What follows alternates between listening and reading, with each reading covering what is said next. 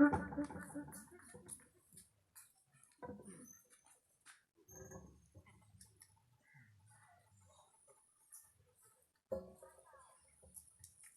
لله رب العالمين، الصلاة والسلام على سيد الأنبياء والمرسلين وعلى آله وأصحابه أجمعين.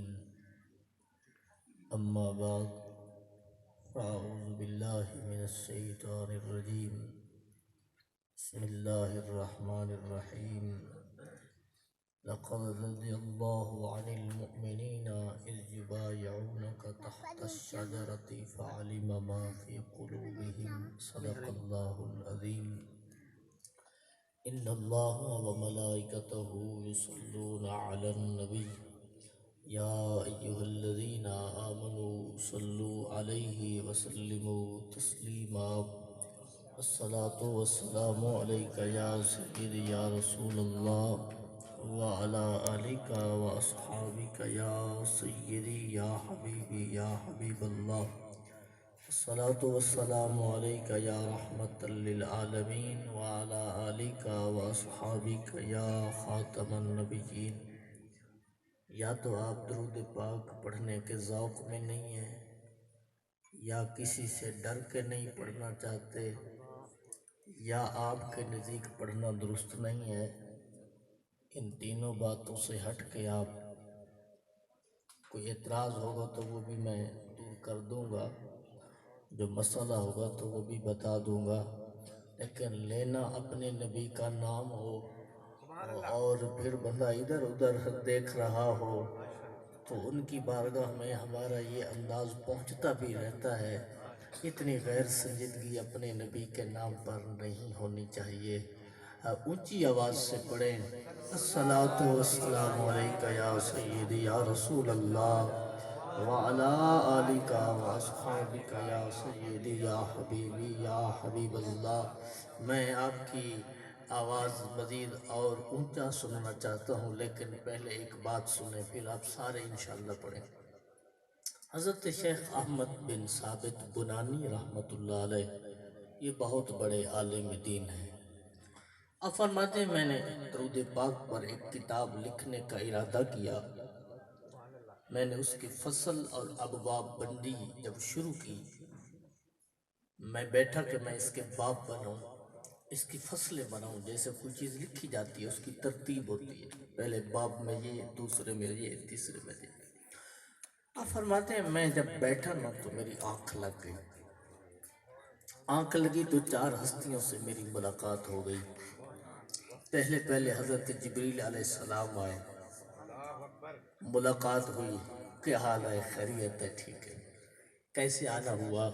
وہ کہتے ہیں آپ کا بڑا نام اور رتبہ ہے آسمان میں، آپ سے ملاقات کی خواہش تھی، آج اجازت ملی تو میں آپ کی بارگاہ میں آ گیا. آپ چلے گئے. پھر حضرت میکائیل علیہ السلام آئے، ان سے ملاقات ہوئی، حال احوال ہوا. پوچھا کیسے آنا ہوا؟ تو آپ نے یہی جواب دیا کہ آپ سے ملاقات کی خواہش تھی تو ملاقات بھی ہو گئی. پھر آپ بھی تشریف لے گئے. پھر حضرت اسرافیل علیہ السلام آئے، جنہوں نے سور کے منہ پہ، سور کے جو جہاں سے پھونک مارنی ہے اس پر اپنا منہ رکھا ہوا ہے. جب اللہ اجازت دے گا، حکم فرمائے گا تو آپ پھونک ماریں گے. وہ سور کیا چیز ہے؟ حق علیہ السلام نے فرمایا وہ ایک بیل کا سینگ ہے جو زمین و آسمان سے بڑا ہے، اور اس سے جب آواز نکلے گی وہ اتنی سخت آواز ہوگی کہ دنیا کا کوئی شخص بھی اپنے ہوش و حواس میں نہیں رہے گا. بلکہ قرآن نے قیامت کے 85 نام بیان کیے، ان میں سے ایک نام ہے یوم التناد. سرکی میں کہتے ہیں ہائے پہلے سے. تو آپ بھی آئے، ملاقات ہوئی، آپ بھی چلے گئے. آخر میں وہ فرشتہ آیا جو ایک دفعہ آتا ہے، جس کے پاس بھی آ جائے وہ پھر پہلی اور آخری ملاقات ہوتی ہے. وہ جن کے ساتھ ملاقات ہوتی ہے ان سے بھی ملاقاتیں توڑ کے چلا جاتا ہے. پھر اپنے ساتھ لے کے چلا جاتا ہے۔ اور یہ بات بھی یاد رکھیں کہ حضرت سلیمان علیہ السلام کے غالباً دور تک آپ سامنے آتے تھے اور کہتے تھے چلو بھائی تیاری کرو، ٹائم آ گیا۔ آپ کے دور میں بھی ایک شخص کو حضرت ملک الموت ملے، وہ آپ کی محفل میں بھی بیٹھا تھا، اور ایک روایت میں ہے کہ کسی اور جگہ تھا۔ جب چہرہ دکھایا نا تو وہ بندہ سمجھ گیا بھی میری خیر نہیں ہے۔ اس نے حضرت سلیمان علیہ السلام سے عرض کیا کہ ہوا آپ کے تابع ہے، رخاءً حیث اصاب، ادھر چلے گی جدھر آپ چاہیں گے۔ ہوا آپ کے تابع ہے، جن بھی آپ کے تابع فرمان ہے۔ ایسا کریں آپ ہوا کو حکم دے دیں مجھے کہیں چھوڑا ہے، مجھے ڈر لگتا ہے کہ یہ ملک الموت سے جو میرا آمنا سامنا ہوا یہ مجھے لینے کے لیے آئے ہوئے۔ آپ نے فرمایا چلو بھائی ٹھیک ہے، میں آپ کو ہوا کو حکم دیتا ہوں، آپ کو کسی ویرانے میں چھوڑاتی ہے۔ آپ نے حکم دیا ہوا کو، ہوا نے ہند کے علاقے میں کسی صحرا میں اس کو کھڑا کر دیا۔ اس وقت بھی تاریخوں میں ہند کا نام ملتا ہے، یہ سرزمین جو ہندوستان ہے ہند اس وقت بھی کتابوں میں موجود ہے۔ اور آقا علیہ السلام کی بارگاہ میں جو عقیدت کے اشعار پیش کیے گئے ان اشعار میں بھی ہند کی تلوار کا نام ہے۔ تو جیسے ہی صحرا میں وہ بندہ پہنچا، حضرت ملک الموت بھی فوراً آ گئے،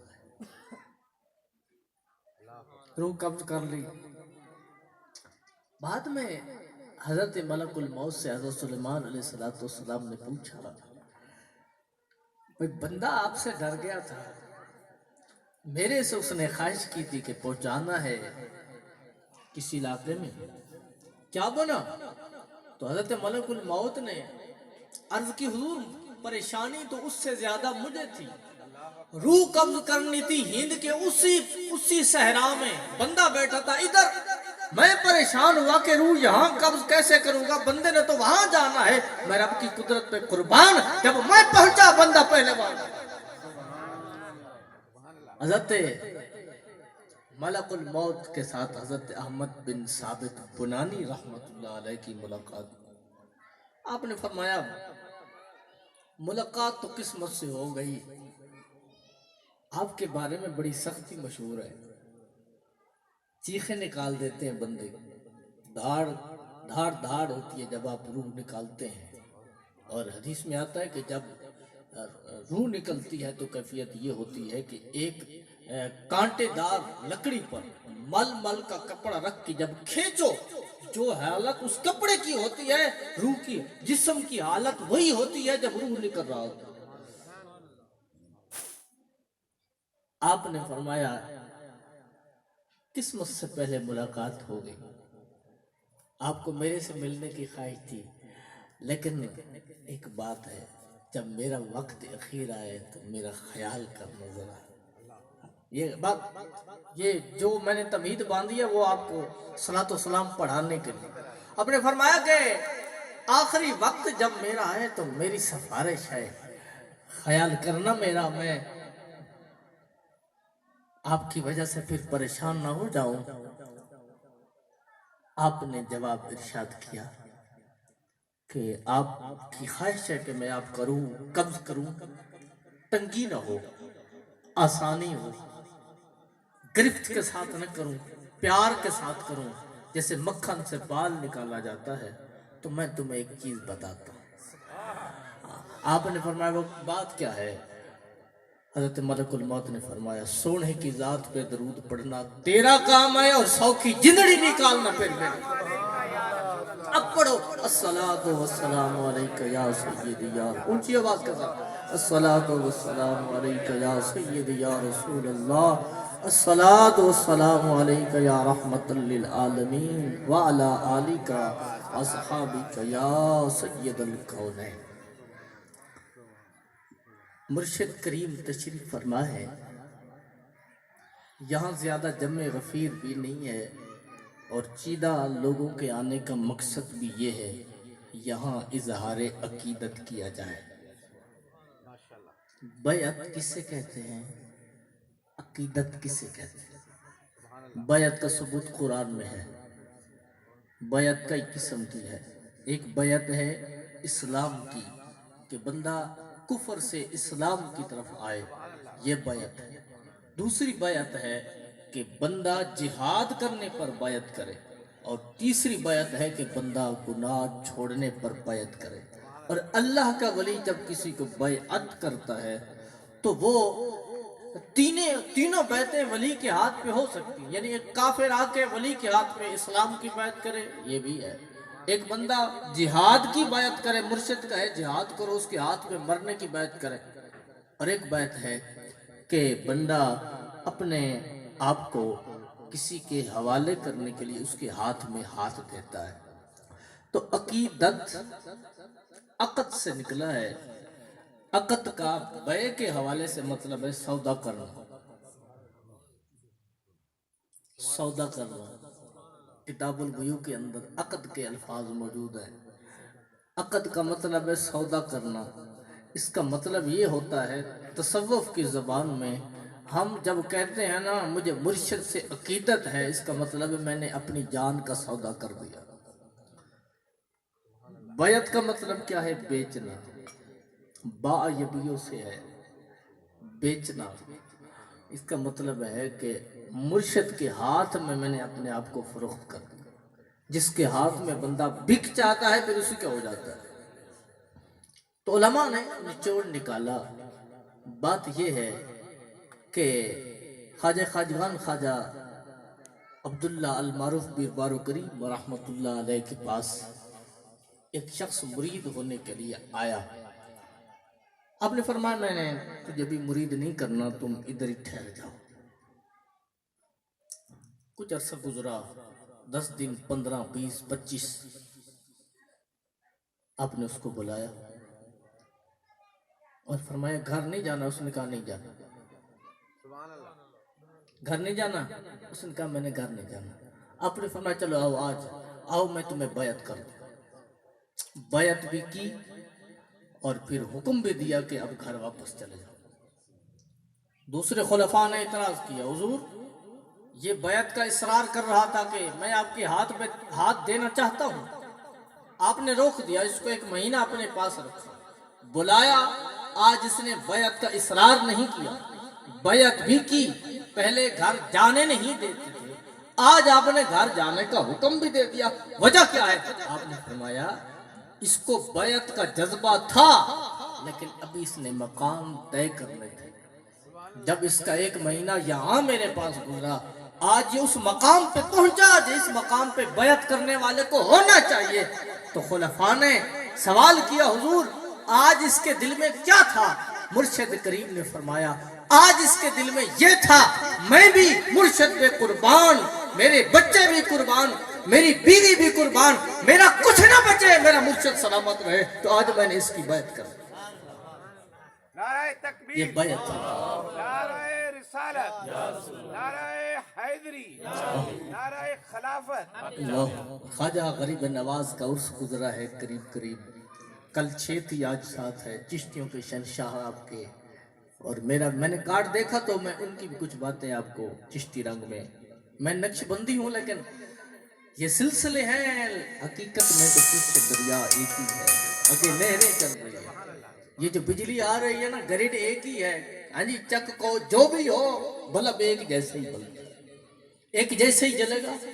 خواجہ غریب نواز رحمت اللہ علیہ حسنی حسینی سید ہیں آپ، حضرت امام حسن مجتبی رضی اللہ تعالیٰ عنہ کے ساتھ بھی، اور حضرت امام حسین رضی اللہ تعالیٰ عنہ کے ساتھ آپ کا سلسلہ نسب ہے۔ آپ کے والد محترم کا نام ہے سید غیاث الدین حسن رحمت اللہ تعالیٰ علیہ۔ 15 سال کی عمر میں والد محترم کا انتقال ہوا، تو آپ کے حصے میں نا ایک باغ آیا اور ایک چکی آئی۔ آپ اسی باغ اور اسی چکی پہ گزر اوقات کرتے تھے کہ اچانک ایک شخص باغ میں آیا، اللہ کا بزرگ جیسے دیکھا جگہ پہ بٹھایا سائے کے نیچے، جو کچھ پیش کر سکتے تھے انگور پیش کیے، پانی پیش کیا، جو کچھ پیش کیا پیش کر سکتے تھے۔ اور یہ بھی بات یاد رکھیں، جو خدمت کے ذریعے ملتا ہے نا وہ کسی اور ذریعے سے نہیں ملتا۔ یہ بات یاد رکھیں، مرشد کی خدمت جہاں پہنچاتی ہے نا وہاں کوئی اور چیز نہیں پہنچا سکتی۔ اور خدمت کے ذریعے سے ہی فیض کا جو سمندر ہے، فیض کا دریا ہے، وہی پھر سخاوت میں آ کے پھر آگے چلتا ہے۔ پہلی خدمت تھی، وہ بزرگ جلال میں آئے تو انہوں نے کچھ تل کے دانے یا سرسوں کے دانے منہ میں چبا کے حضرت خواجہ غریب نواز محمد حسن سنجری رحمت اللہ علیہ آپ کو دے دی، یا آپ کے منہ میں ڈالے۔ بس منہ میں ڈالنے کی دیر تھی کہ کائے بدل گئی۔ ہاں وہ تو چلے گئے 14 طبق روشن کر کے، آپ نے وہ چکی بھی بیچ دی، وہ باغ بھی بیچ دیا، اور پھر اللہ کی راہ پہ نکل گئے۔ ان کا نام تھا حضرت ابراہیم قندوزی رحمت اللہ علیہ، وہ اللہ کے وہ ولی تھے۔ پھر آپ نے زانو تلمس طے کیا بڑے بڑے علماء کرام کے پاس، اور یہ بھی آپ کو یاد رہنا چاہیے کہ حضور خواجہ غریب نواز کا دور حضور غوث اعظم کا دور برابر ہے، ایک ہی دور ہے۔ اور آپ نے 6 مہینے حضور غوث اعظم رحمت اللہ علیہ سے اکتساب فیض بھی کیا، اور بعض کتابوں میں لکھا ہو کہ آپ نے چلہ بھی کسی ایک جگہ پہ اکٹھا کیا، اور جب آپ نے یہ فرمایا قدمی حاضی علی رقبت کل ولی اللہ، تو حضرت خواجہ غریب نواز خراسان کی کسی غار میں بیٹھے تھے، آپ نے وہیں سر جھکا لیا۔ اور آپ کیا کرتے تھے اپنے مرشد کی خدمت کا انداز یہ ہے کہ اس وقت سواریاں نہیں ہوا کرتی تھی، اس وقت یہ کاریں نہیں تھیں، اور مطلب کوئی اور ذریعہ نہیں تھا سفر کرنے کا، پیدل سفر ہوا کرتے تھے۔ اور خواجہ عثمان ہارونی رحمت اللہ علیہ جن کے ہاتھ پہ آپ نے بیعت کی، کتابوں میں آتا ہے کہ جس جگہ بھی جاتے تھے نا آپ گٹھڑی سامان کی اپنے سر پہ اٹھا کے مرشد کے پیچھے پیچھے چلا کر۔ یہ ادب تو ظاہر ہے نا، مرشد کے جانے کے بعد بھی ادب کا کمال ہو گیا۔ خلفاء فرماتے ہیں کہ ایک دن آپ گفتگو فرما رہے تھے، جیسے دائیں طرف رخ ہوتا آپ کھڑے ہو جاتے، ہاتھ باندھ پھر بیٹھتے، پھر جیسے دائیں طرف رخ ہوتا بات کرتے کرتے جیسے چہرہ دائیں طرف جاتا پھر آپ کھڑے ہو جاتے۔ خلفاء نے پوچھا حضور یہ راز کیا ہے؟ آپ نے فرمایا آپ اپنی بات کرو، یہ بات کو رہنے دو۔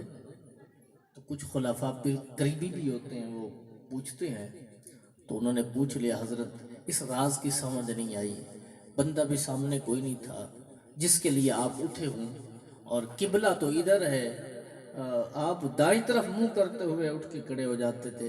آپ نے فرمایا اصل میں بات یہ ہے کہ میرے مرشد کریم خواجہ عثمان ہارونی کا مزار مقدس اسی طرف ہے جدھر میں رخ کرتا ہوں۔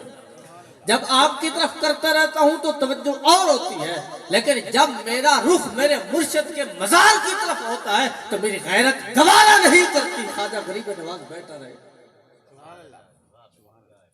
کیا بات ہے نسبت کی اور عقیدت کی، کیا بات ہے۔ اور پھر کرم بھی کیسے ہوتے ہیں، خواجہ قطب الدین بختیار کاکی رحمت اللہ علیہ، ہاں جی، اللہ اکبر۔ آپ سے یہ ہے کہ خواجہ غریب نواز کا ایک مرید فوت ہو گیا، آپ نے اپنے ہاتھوں سے اس کو قبر میں اتارا، اور اتارنے کے بعد قبر کے اندر کچھ دیر رہے اور پھر باہر آ گئے۔ پریشانی کے آثار تھے چہرے پر۔ کچھ دیر کے بعد پریشانی ختم ہو گئی۔ خلفاء نے سوال کیا حضرت ماجرا کیا ہے؟ قبر میں کچھ دیر رہے ہیں، پھر باہر آ گئے، پھر پریشانی کے عالم میں کچھ دیر گزری، پھر آپ کا چہرہ متغیر تھا تو ٹھیک ہو گیا، وجہ کیا ہے؟ آپ نے جواب ارشاد فرمایا جب میں نے اپنے پیارے مرید کو چھوڑا نا تو مجھے اس کی قبر پر جو ہے نا وہ ڈر آیا کہ قبر کا بڑا اوکھا ویلا ہوتا ہے، تو میں پریشان ہوا کہ میرے اس مرید کے ساتھ کیا ہوگا، میرے اس مرید کے ساتھ کیا ہوگا، قبر ہے میں چھوڑ کے جا رہا ہوں۔ اسی وجہ سے میرا چہرہ متغیر ہو گیا تھا، اور پھر جب میں باہر آیا تو میری آنکھوں نے دیکھا میرے نکلنے کے بعد میرے مرشد میرے مرید کی قبر میں آ گئے۔ سبحان اللہ۔ میں اپنے مرید کو چھڑوانا چاہتا تھا، میری پریشانی تھی، میرے مرشد لجپال خواجہ عثمان ہارونی میری مرید کے قبر میں اترے۔ جب سوالوں کے جوابات کا سلسلہ شروع ہونے لگا تو میرے مرشد نے کہا اس بندے کو کچھ نہیں کہنا، یہ میرے مرید کا مرید لگتا ہے۔ تعلق بڑی چیز ہے۔ حضرت امام اہل سنت رحمت اللہ علیہ اب سے سوال ہوا کہ ایک بندہ ہے جو ظاہری وضاقتہ میں درست نہیں لگتا، لیکن وہ ایک بندے کو کہتا ہے اگر تو نے مجھے دودھ کا پیالہ نہ دیا تو میں تیری دکان الٹ کر رکھ دوں گا۔ ایسا ہوا، اس نے مذاق کیا کہ تو کون ہے مجذوب، تجھے کیا لگے کہ یہ مطلب ہے کیا ہوتی ہے پیری فقیری اور تو ایسے بنا ہوا ہے۔ اس کو نا اس نے جب تانا دیا نا، وہ کھانے پینے کی چیز تو دی نہیں، جب تانا دیا نا تو واقعی دکان الٹ کے رکھ دی گئی۔ اعلیٰ حضرت سے یہ سوال ہوا کہ یہ ہوا کیا ہے کہ یہ بندہ خود تو کامل نہیں ہے، اس نے ایک بات کی، اس نے اعتراض کیا، بات وہی ہوئی جو اس بندے نے کی ہے، راز کیا ہے؟ اعلیٰ حضرت نے فرمایا اصل میں یہ بندہ کامل نہیں ہے، اس کی پیچھے پشت میں بھی کچھ کامل نہیں ہے، لیکن ساتویں پشت والا جو مرشد ہے وہ کامل ہے۔ اگر ولی فیض دینا چاہے تو ساتویں پشت میں بھی ہو تو روحانی طور پہ فیض عطا کر سکتا ہے۔ تعلق ہو اپنے مرشد کے ساتھ۔ اور پھر آپ نے بھی اپنے لوگوں کی بگڑی بنائی، آئے نا آپ کا ایک مرید انا ساگر میں نہانے کے لیے گیا نا، تو غیر مسلم جو لوگ تو انہوں نے کہا یہ تو ہمارے حوض کو جو یہ انا ساگر جو ہے وہ جھیل تھی یا کچھ اور، انہوں نے کہا یہ تو پانی خراب کر رہا ہے موسلا، ہمارے پانی میں جو ہے آ کے ہمارا پانی سارا خراب کر رہا ہے، اعتراض شروع کر دیے۔ وہ پریشان ہوا کہ مسئلہ تو عجیب و غریب ہے، میرے اندر کیا نحوست ہے۔ اس نے آ کے خواجہ غریب نواز کو عرض کی کہ سنا میں نہانے گیا تھا، انہوں نے بھی یہ بات کر دی۔ آپ نے دوسرے مرید کو فرمایا یہ ایک برتن ہے اور یہ برتن تم اسی جھیل یا حوض کے کنارے پہ لے جاؤ اور اس میں پانی بھر کے لے آؤ۔ جب حوض کے کنارے وہ گئے نا تو جیسے پانی بھرنے کے لیے برتن نیچے کیا، سارے کا سارا تالاب یا حوض کا سارا پانی اسی برتن میں، پانی کو خوش، ہندو نہ خود پی سکیں نہ جانور پی سکیں، نہ پانی آئے، تو پھر آپ کے پاس آئے ہم تو مرتے ہیں کیا کریں۔ آپ نے اپنے مرید کو فرمایا یہی پانی کا برتن اڈیل دو، تو سارا پانی اسی ایک کوزے میں یا ایک برتن میں آ گیا۔ مرید جب آتے تھے تو آپ نوازتے تھے، خود کو سلطان الہند کا لقب دیا گیا۔ اور آپ کو معین الدین کیوں کہتے ہیں؟ مددگار تو اللہ ہے، سارے القابات آپ کو کسی اور طرف سے ملے، لیکن معین الدین کا جو لقب ہے نا یہ بڑا خاص ہے۔ آپ کو میں نے 11 القابات غالباً کتابوں میں پڑھے، لیکن معین الدین کا جو لقب ہے سیر الاقطاب کے اندر آتا ہے کہ آپ نے مدینہ پاک میں پہنچ کر جب کہا الصلاۃ والسلام علیکہ یا رسول اللہ، تو گنبد خضرا سے آواز آئی وعلیکہ السلام، اے میرے بیٹے تجھے سلام ہو اور تو میرے دین کا معین ہے۔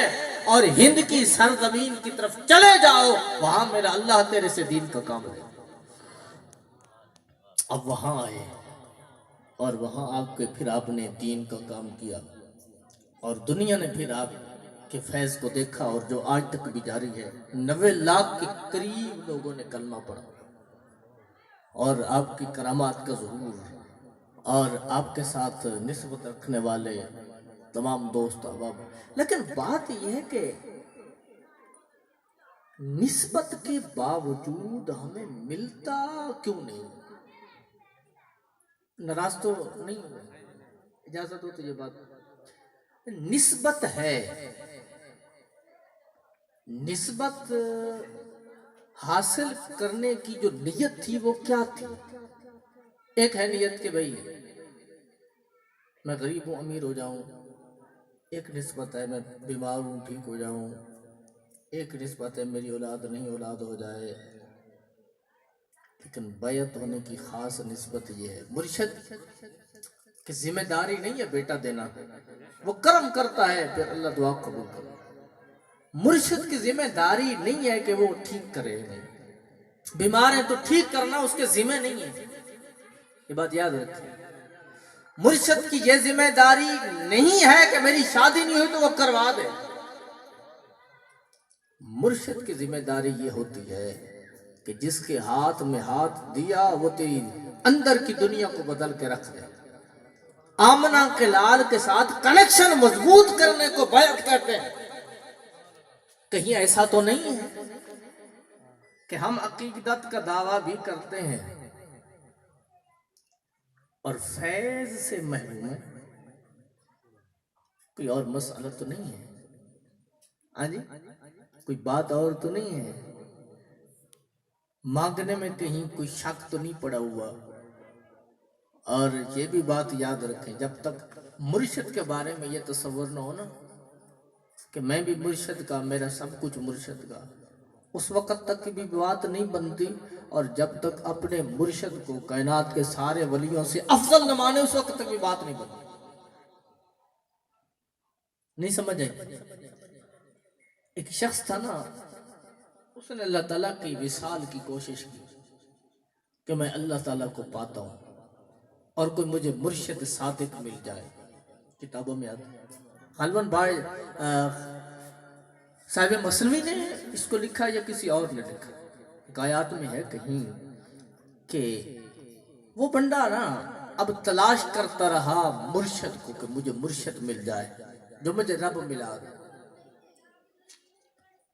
ملا کوئی نہیں، اس نے ایک رات نا اپنی طرف سے شرط رکھ دی، بھئی اس علامت والا بندہ میرا مرشد ہو۔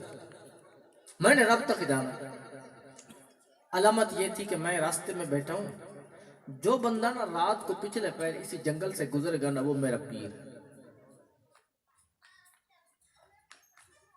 جب رات ڈھلنے لگی نا، ایک بندہ راستے سے گزرا، وہ آگے آگے السلام علیکم، وعلیکم السلام، نہ تعارف پوچھا نہ کچھ، قدموں میں گر گیا۔ اس نے کہا حضرت خیر ہے، کیا ماجرا ہے؟ خیر ہے، میرے قدموں میں ایسے نہ پوچھے نہیں ہے، میں جا کے ڈر رہا ہوں، کیا ہے؟ اس نے کہا تم میرے مرشد ہو۔ اس نے کہا واہ بھائی، پھنس گئی جان شکنجے اندر جی میں ویلنے دے وچ گند۔ اس نے کہا کہ او بھائی مجھے جانتے ہو میں کون ہوں؟ اس نے کہا مجھے یہ نہیں پتا تم کون ہو، مجھے نہیں پتا آپ کون ہیں، میں نے تو یہ سوچا تھا جو رات کو اس جنگل سے گزرے گا نا اس وقت وہی میرا پیر ہے، آپ گزرے ہو تو آپ میرے پیر ہو، آپ کو اللہ نے بھیجا۔ اس نے کہا خدا کا نام لو، میں تو چوری کرنے کے لیے جا رہا ہوں۔ اس نے کہا او بھائی میں نہیں جانتا تم چور ہو، تم اپنی جان بچا رہے ہو، میں تمہیں مرشد مانتا ہوں، جب تک کچھ دو گے نہیں تو میں قدموں سے سر نہیں اٹھاؤں گا۔ اب چور کے پاس کیا ہو؟ جب ظاہری طور پہ وہ اس کا اپنا نہیں ہوتا تو بات نے کیا کیفیت۔ اب کیا ہوا؟ وہ بندہ کہے میں چور ہوں، نیچے والا کہے جی میں نے اس وقت تک تجھے چھوڑنا نہیں ہے جب تک تو مجھے رب نہیں ملائے گا۔ اب یہ منظر دونوں کا مالک بھی تو دیکھ رہا تھا، اس بندے کے اخلاص کو جس نے رب پانے کے لیے مرشد تلاش کرنے کی کوشش کی. جب بات بہت آگے چلی گئی نا تو اللہ تعالیٰ نے جبریل علیہ السلام کو بھیجا کہ اے جبریل، اس بندے کے اخلاص کی وجہ سے جو چور کے قدموں میں پڑا ہوا ہے اور مجھے پانا چاہتا ہے، اس چور کو نہیں دیکھنا، اس مخلص کے اخلاص کو دیکھو اور جاؤ زمین پر دونوں کو قطب بناؤ. نعرہ تکبیر، نعرہ رسالت، نعرہ خلافت، نعرہ حیدری، جشن عید میلاد النبی. اصل میں بات یہ ہے کہ ہم مرشد خدا کو پانے کے لیے بنائیں تو پھر مزہ بھی آئے گا. ہاں، مرشد اس لیے بناؤ کہ میرا رب میں رب کے کتنا قریب ہوا ہوں، میں رب کے کتنا قریب ہوا ہوں. یہ آپ کو پتہ ہے نا تو حضور غوث اعظم رحمت اللہ علیہ نے اپنی نگاہ سے کتنے لوگوں کو قطب بنایا. تو ایک اور بندگی کی بات میں بنا دو جو آپ کے مرید نہیں ہیں، آپ نے پھر بھی ان کو قطب بنایا. ایک تو چور کو قطب بنایا اور باقی ایک چور کو کہا کہ آپ جاؤ اور چوری کرنے کے لیے گئے تو اذانیں شروع کر دی. وہ لوگوں نے کہا جی منظر ہے بابا، یہ ہمارے گھر میں اذان کیوں شروع ہو گئی ہے؟ اس نے کہا کہ مجھے چھوڑ دو، میں مجرم ہوں. نے کہا قسم خدا کی، آپ کی اذان نے تو ہمارے دل کی دنیا بدلی. وہ کہتا میں نے چوری کرنے آیا تھا، پتہ نہیں کون سے کام پہ حضور غوث اعظم نے اپنی نگاہ کرم سے لگوا دیا. وہ کہتے تھے کہ تو ولی ہے، وہ کہتے تھے میں چور. کئی دفعہ ایسا نظام نہیں. اور وہ جو صف کے اندر چھپے ہوئے چور کی بات ہے کہ لوگ آئے کہ کتب ہمارا نہیں ہے، آپ دے دو. آپ نے فرمایا وہ صف میں ایک کتب چھپا ہوا ہے، اس کو لے جاؤ. نگاہ ولی میں وہ تاثیر دیکھی بدلتی ہزاروں، دل کی توجہ ہو. حضور غوث اعظم رحمت اللہ علیہ آپ جا رہے تھے، دوران سفر ایک بندے نے آپ کو دیکھا تو چھپ گیا. ایک بڑی قابل توجہ بات، دیکھا چھپ گیا. آپ حیران ہوئے کہ لوگ تو ہمیں دیکھنے کے لیے ترستے، یہ عجیب بندہ ہے کہ ہمیں نہیں دیکھنا چاہتا. آپ نے فرمایا اس کو ڈھونڈو کدھر ہے. وہ درخت کے ساتھ چھپا ہوا تھا تو اس کو بلایا گیا. وہ اوپر نہیں دیکھتا تھا، وہ اوپر نہیں دیکھتا تھا. تو آپ نے فرمایا حضرت تجھے کیا ہے کہ لوگ ہمیں دیکھنے کے لیے ترستے ہیں، ہم کہتے ہیں ہمیں دیکھو تم دیکھتے نہیں ہو، بات کیا ہے، کیوں چھپ گئے تھے؟ اللہ سونے کی قلم سے لکھنے والی بات ہے. اس نے کہا حضرت بات یہ ہے، جب آپ دور سے آ رہے تھے تو آپ کا چہرہ نظر آیا مجھے، آپ کا چہرے پہ نور تھا، لیکن میں جس پیر کا مرید ہوں نا وہ آپ سے حسن میں کم ہے. یہ بات غور سے سننا، یہ ہوتی ہے بیعت. تو اس نے کہا کہ میں جس پیر کا مرید ہوں وہ حسن میں بھی آپ سے کم ہے اور تعارف میں بھی آپ سے کم ہے. جب میں نے آپ کے چہرے کو دیکھنا چاہا مجھے اپنے مرشد کا چہرہ نظر آ گیا کہ اے غوث اعظم زمانے کے غوث، کہیں آپ کو دیکھنے ہوئے مجھے اپنے مرشد کے چہرے کے تصور میں کوئی کمی نظر آ گئی تو میرا بڑا غرق ہو جائے گا.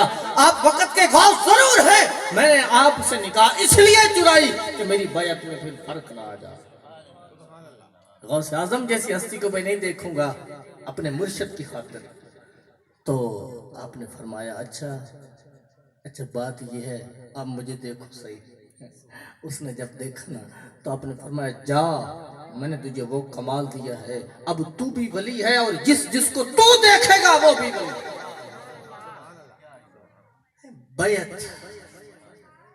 بیعت ہوتی ہے اپنے مرشد کے سامنے سب کچھ بیچ دینا، اور پھر بیعت کے مقاصد کو پورے کرنے میں اہم مقصد یہ ہے کہ میں خالق کو پانے میں اور اس کے محبوب کو پانے میں کتنا کامیاب ہوں. مرشد سے فیض لینے میں مجھے کامیابی کتنی ملی اور ناکامی کتنی ملی. بات یہ ہے علماء نے لکھا ہے مرشد کے فرمان پہ عمل یہ فیض لینے کا بہترین طریقہ ہے، اور مرشد کی خدمت یہ بھی بہترین طریقہ ہے، اور جو کچھ جو ہے مرشد دے وہ لے اور اس کو سانبھ لے، اپنے پاس محفوظ کر لے، یہ فیض لینے کا بہترین طریقہ ہے۔ خواجہ غریب نواز فرماتے ہیں دل کے بارے میں معلومات بڑی اوکھی ہے کہ ولی کا دل وہ ہے جو جلتا رہتا ہے عشق الہی میں اور عشق نبی صلی اللہ علیہ وسلم میں۔ اچھا آپ فرماتے ہیں ایک ہے ایک دفعہ جل کے بجھ جاتا، لیکن ولی کا جو دل ہے وہ مسلسل اللہ کے عشق کی آگ میں جلتا رہتا ہے، اور آگ اتنی بھڑکتی ہے کہ جو چیز اس دل میں آ جائے دل اس کو بھی جلا کر راکھ کر دیتا ہے۔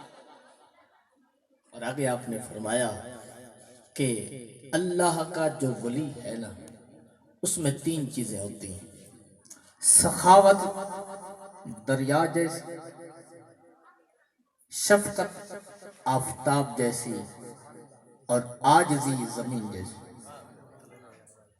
شفقت کرے گا تو سورج سب پہ کرے گا، یہ نہیں کہے گا اس گھر میں روشنی دینی ہے اس میں نہیں دینی، اور سخاوت کرے گا تو دریا کا یہ نہیں کہیں لکھا ہو کہ اس کھیتی کو میرا پانی لگاؤ اور اس کو نہ لگاؤ۔ ہاں جی، سخی ہوتا ہے تو دریا کی طرح ہوتا ہے، اور شفقت کرتا ہے تو سورج کی طرح کرتا ہے، اور عاجزی کرتا ہے تو زمین کی طرح عاجزی کرتا ہے۔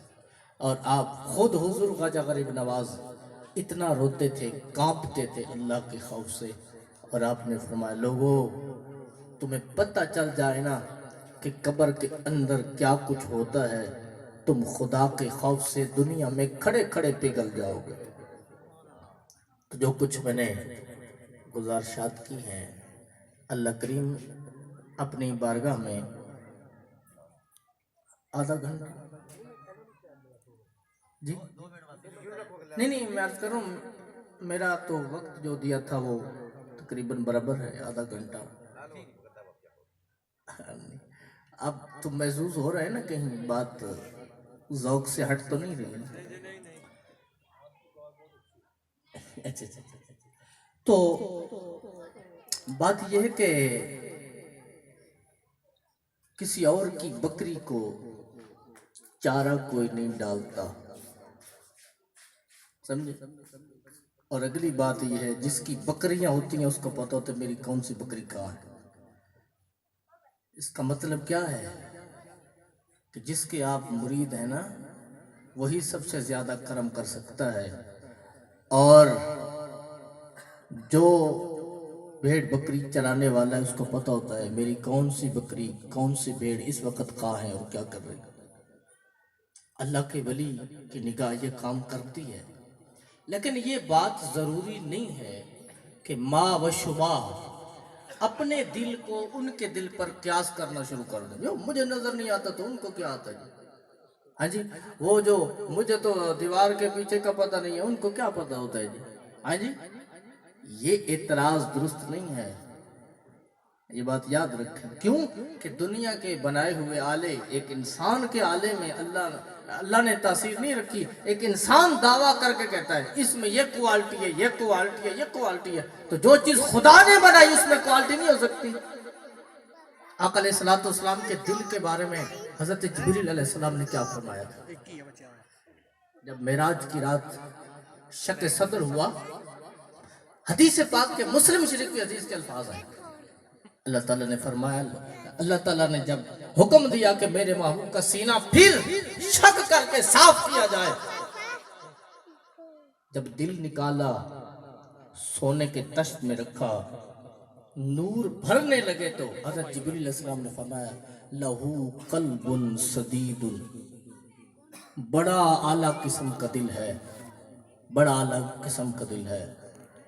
عینان تبصران، میرے آقا علیہ السلام کے دل کے بارے میں فرمایا دل کی آنکھیں ہیں یہ دیکھتا ہے، اور اس کے کان ہیں یہ سنتا ہے۔ تو قیاس کر لینا نا اپنے اوپر اور کسی کو دیکھ کر یہ رزلٹ نکال لینا اس کے پلے کیا ہے، یہ کون سی چیز ہے، ہم جیسے بندے ہیں اور کیا ہوتی ہے، یہ بات ہی خطرناک ہے، یہ بات بڑی خطرناک ہے۔ تکبر، رعونت، کسی پہ طنز، یہ خدا کو پسند نہیں۔ اللہ کی بارگاہ میں پتہ نہیں کون پسند ہے. اللہ اکبر. اللہ کے ایک نبی نے اللہ تعالیٰ سے عرض کی میرے مالک مجھے وہ بندہ دکھا دے جو میرے بعد تجھے سب سے زیادہ پسند ہے، جس کا رتبہ میرے بعد تیرے سے، میرے بعد کائنات میں سب سے زیادہ جسے تو پسند کرتا ہے وہ بندہ مجھے دکھا دے. یا غالباً حضرت موسیٰ علیہ السلام کی ذات تھی. اللہ تعالیٰ نے فرمایا فلاں بازار میں چلے جاؤ، ایک موچی بیٹھا ہے جو جوتے سینے کا کام کرتا ہے، وہ بندہ میرا محبوب بندہ ہے. آپ آئے تو دیکھا کہ وہ عبادت کے وقت عبادت کرتا ہے، باقی جوتے سیتا رہتا ہے اور کوئی کام نہیں کرتا.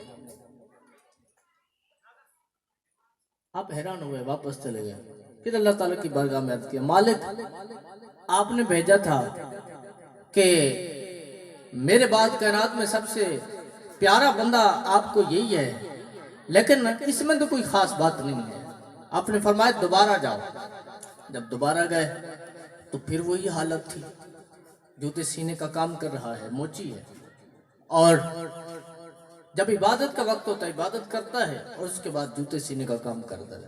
اب پھر واپس پلٹے اور پھر آ کے نا دعا کی مالک ابھی بھی راز کی سمجھ نہیں آئی، معمول کا بندہ ہے، کوئی خاص خصوصیات نہیں ہے اس میں.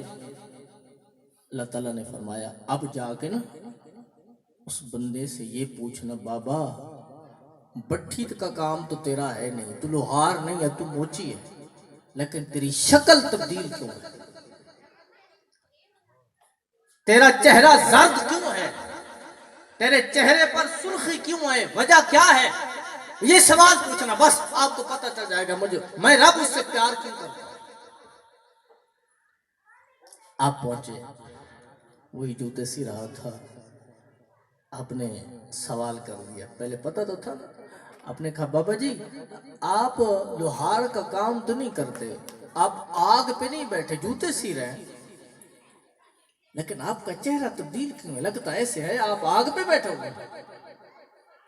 تو اس بابے نے جواب دیا بات یہ ہے میں ایسی بازار میں بیٹھا جسم کے ساتھ تو میں جوتے سی رہا ہوں، لیکن میری نگاہ قیامت کے منظر پر ہے. یہاں میں جوتے سیتا رہتا ہوں اور قیامت کا منظر میرے سامنے ہے. جب مجھے یہ یاد آتی ہے کہ اے جوتے سینے والا ذرا غور کر کہ تیرا مالک سب کو بخش دے گا، کائنات میں سب سے نکما اے موجی تو ہے، تیرا کیا بنے گا. حضرت موسیٰ علیہ السلام کو سمجھ آ گئی کیا کہ کائنات میں سب سے نکما آدمی جو بندہ اپنے آپ کو سمجھے رب کو یہی بات پسند ہے. ہمارے دوست احباب اسی چیز کو سٹیٹس سمجھتے ہیں کہ بھئی وہ پیسہ آ گیا تو پھر کسی کو کچھ نہیں سمجھا، دو چار لفظ پڑھ لیے تو پھر کسی کو کچھ نہیں سمجھا. یہ پتہ نہیں مولوی کیسی اوپر نیچے کی باتیں کرتے رہتے ہیں، ہمیں سارا پتہ ہے جی. اور مولوی کسی کی تعریفیں کرتے رہتے ہیں، ہمیں تو سارا پتہ ہے. یہ مولوی کے دل کو خدا جانتا ہے یا میں جانتا ہوں؟ یہ فیصلہ میں کر سکتا ہوں کسی کے بارے میں کہ کون سی بات کس لیے کی گئی ہے، لیکن اگر میں نے کسی کے بارے میں حسد یا بغض رکھا تو میری بربادی ہو جائے گی. یہ بات یاد رکھنا.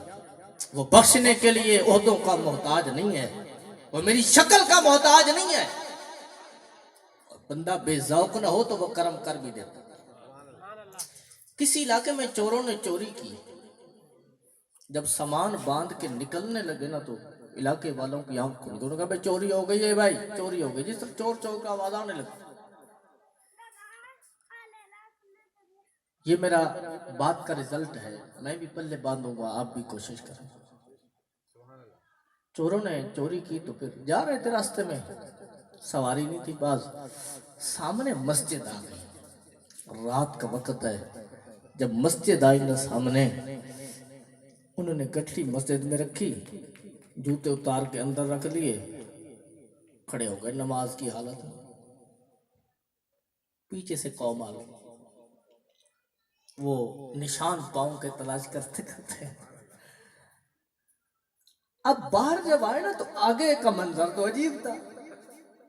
بندے مسجد میں وہ اب حیران ہوئے، یہ کیا، رات ڈر رہی ہے، کچھ لوگوں نے کہا یہ وہی چور ہیں، انہوں نے اپنی چوری چھپانے کے لیے مسجد کا سہارا لیا، اس وقت کون آتا ہے اس راستے سے؟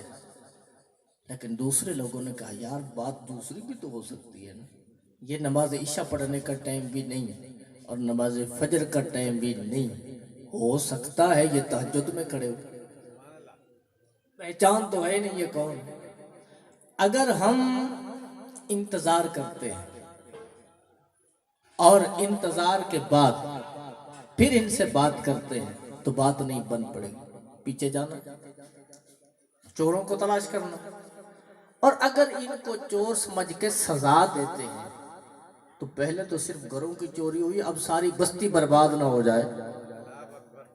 بالآخر انہوں نے کہا یار یہ دنیا کا مال ہے، چھوڑ دو جو بھی ہے نا، اپنے گھروں کی حفاظت کرو، اللہ میں اور مال دے دے۔ علاقے والے تو چلے گئے لیکن چور کو سمجھ لگ گئی، بے ذوق نہیں تھا، بے ذوق نہیں تھا، متکبر نہیں تھا، اس کو سمجھ لگ گئی۔ اس نے کھڑے کھڑے کہا مالک جب کوڑی 2 نمبری پہ نماز کی نیت نہیں ہے، ہمارا وضو نہیں ہے، ہم نے نماز کے طریقے کو آڑ بنایا، یہ اتنی 2 نمبری پر بھی اتنا کرم کیا، جب 1 نمبر ہو جائیں گے تو پھر کتنی مہربانی ہے۔ ہماری 2 نمبریوں پہ اتنے پردے اس نے ڈالے ہوئے ہیں، جب 1 نمبری دل میں آ جائے گی پھر مہربانیاں کتنی کرے گی۔ اپنی خلوت بھی جلوت بھی رب کے نام لگا۔ یہ بات یاد رکھو، میں نے آپ کی قبر میں نہیں جانا، آپ نے میری قبر میں نہیں جانا، لیکن اپنے نبی سے غداری کر کے مرے تو پھر بچے کا کچھ بھی نہیں۔ یہ بات میری یاد رکھو، ہم مجبور نہیں، ہم غداریاں کرتے ہیں۔ کیا مجھے نماز پڑھنے سے کسی نے روکا ہوا ہے؟ قید میں ہوں، سخت بیمار ہوں، بہانہ کیا ہے؟ ٹائم نہیں ملتا، یہ بہانہ، ٹائم نہیں ملتا نماز پڑھنے کا۔ اچھا زکوٰۃ کیوں نہیں دیتے جی؟ وہ جی مہنگائی بڑی ہے، زکوٰۃ نہیں دیتا، مہنگائی بڑی ہے، بڑی سخت مہنگائی، عشر نہیں دے سکتا۔ کیا یہ زکوٰۃ دینا یہ کوئی سزا ہے یا تیرے فائدے کی بات ہے؟ کیا کبھی بکری ذبح کیے بغیر کسی نے کھائی ہے؟ کوئی بیل آپ نے ذبح کیے بغیر کھایا؟ ہاں کسی ایسے کسائی سے آپ نے گوشت لیا جس نے کہا کہ میں نے ذبح نہیں کیا، ایسے میں نے چمڑا اتارا، آپ گوشت لے جاؤ؟ جب ذبح کیے بغیر آپ گوشت نہیں کھاتے تو زکوٰۃ دیے بغیر مال کھانے کا ارادہ کیسے ہم نے رکھا ہوا ہے؟ اور ایک بات یاد رکھو، جب بیج خراب ہوگا تو پودے کی کوئی گارنٹی نہیں ہے۔ رزق حلال بیج ہے، اگر یہ میرے پلے نہیں میرا کچھ بھی نہیں۔ کپڑے حرام کے تو نماز قبول کیسی؟ اور میرا سحری کا مال حرام کا تو پھر روزہ کیسا؟ افطاری حرام کی تو پھر روزہ کیسا؟ اور اس کے بعد میرا انداز رزق حلال کمانے کا یہ الٹ ہو جائے تو دن رات کی محنت کیڑے کھاتے میں جائے گی۔ میرے سنگیوں، میرے پیارے بھائیوں، اس نے اتنے عیبوں کے باوجود پردے رکھے ہوئے، وہ بے پرد نہیں کرنا چاہتا، وہ ستار ہے، لیکن اس کی جی اللہ اکبر، ہماری بے وفائی پر وہ اتنا پیار کرتے ہیں، اگر ہم با وفا ہوتے تو کیا ہوتے۔ وآخر دعوانا الحمدللہ رب العالمین۔ میں یہاں سے اجازت